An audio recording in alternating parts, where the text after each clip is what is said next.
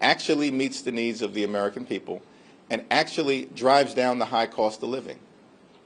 What about what happened on Tuesday? Do Republicans not understand? They got wiped out all across America because they've made this country too expensive, and they failed to do anything about the affordability crisis.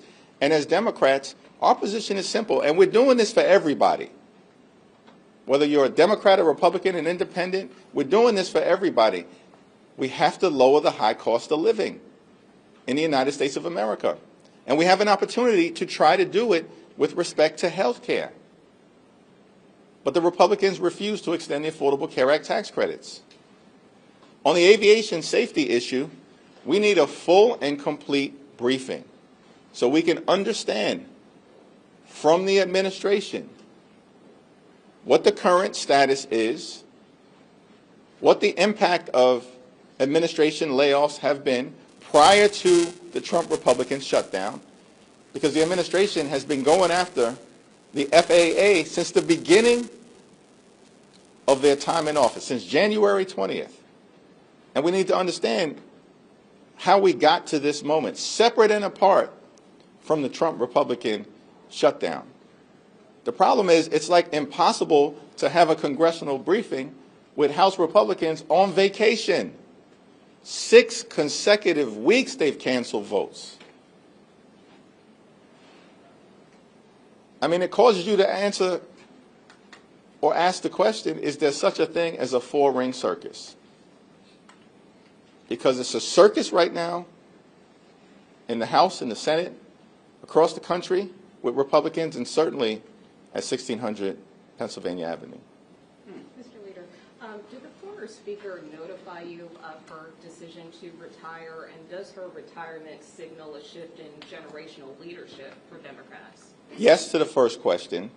To the second question, we are all proud to stand on the shoulders of Nancy D'Alessandro Pelosi. It's been a great honor for me to be able to serve with legendary members of Congress from the very beginning of my time in office.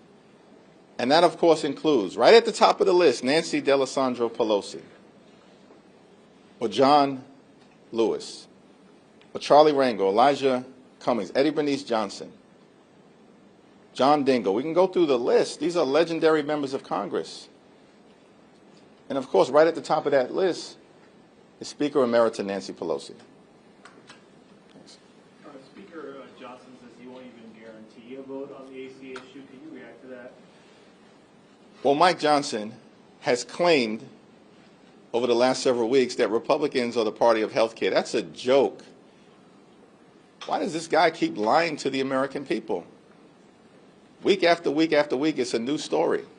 Because for several weeks, we were told that Republicans had a health care plan, and that Republicans had planned all along to address the Affordable Care Act issue and the fact that these tax credits for working class Americans, middle class Americans, and everyday Americans are about to expire. And Republicans can't be bothered.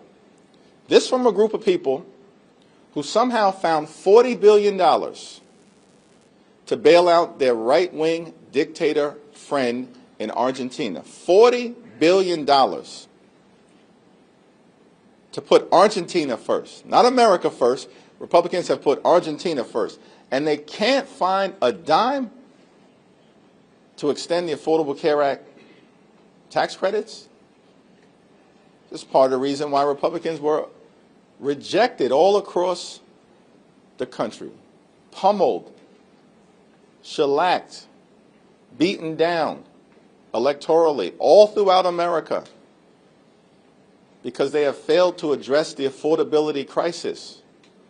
And instead, everything that these Republicans do, including their one big ugly bill, is about providing massive tax breaks to their billionaire donors and subsidize the lifestyles of the rich and shameless. Thank you, Leader Jeffries. With Speaker Emerita Pelosi not seeking re-election, this coincides with Mayor-elect Mamdani in New York City. So as he is on the shoulders of Speaker Emerita Pelosi and looking ahead, how will you work with him to make New York City better? Well, as I've indicated, it's incumbent upon all of us, everybody in New York City, to make sure that the mayor-elect is successful. People who supported him and people who did not support him. There's a time for politics and there's a time to govern. And when the mayor-elect is inaugurated on January 1st, it's a time to govern. Just going off of that question, then, how would you advise the mayor-elect to approach the president in how Trump has been threatening to withhold federal funds from New York? I guess, how would you advise him to go about handling? Yeah, those private conversations will remain private, but we are not going to let any toxic president, attack the people of the city of New York. Thank you, Mr. Leader. So you're saying that you want a bipartisan deal and that you have to address health care. I just want to clarify with you then. What you want is an ACA subsidy extension to be either in a CR or legislation that will get a vote and will pass? We're not going to negotiate the specifics in public, but as we've repeatedly said, we have to decisively address the Republican health care crisis, and that begins with dealing with the Affordable Care Act tax credits.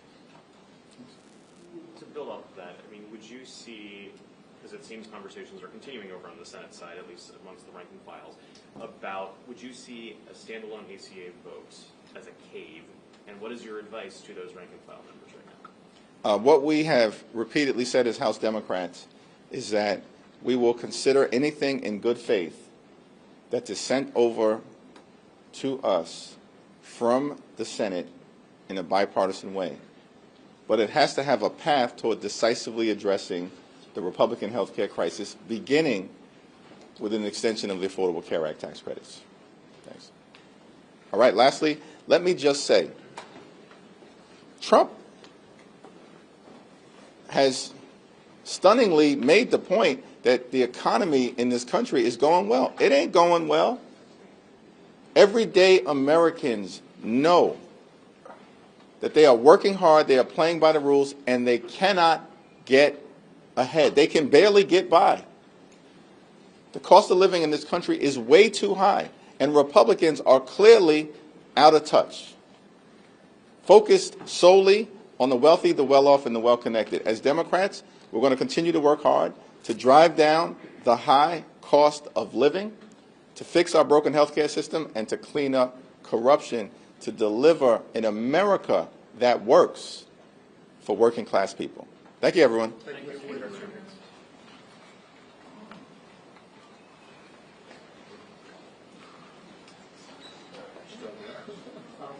He was on the X, Scotty. Don't forget the X.